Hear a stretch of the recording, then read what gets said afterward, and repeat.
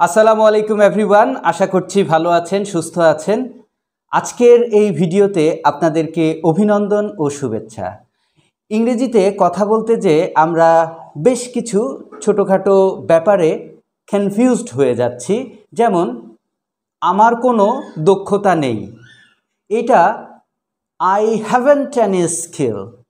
অনেকেই বলছেন বাক্যটা সঠিক কি ভুল সেটাই হচ্ছে আজকের আলোচনার বিষয়।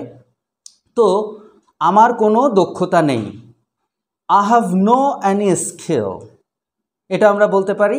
এবং I don't have any skill, অবশ্যই আই হ্যাভেন্ট অ্যানি স্কিল এই বাক্যটি সঠিক নয়।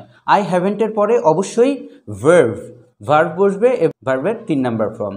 তারপরে আরেকটা জায়গায়ও আমরা কনফিউজড হয়ে যাই যে তার কোনো দক্ষতা নেই, তাহলে he doesn't have any skill or he doesn't has any skill। তো এটা কি হবে? অবশ্যই এখানে he doesn't have any skill, আমার কোনো দক্ষতা ছিল না। I had no any skill or I didn't have any skill।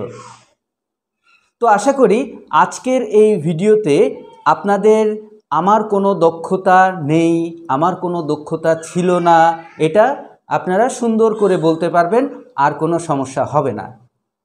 তো অবশ্যই আপনাদের জন্য একটি কুইজ থাকবে, সেটি হচ্ছে যেভাবে আমরা বাংলায় কথা বলা শিখেছি সেভাবেই ইংরেজিতে কথা বলা শিখব।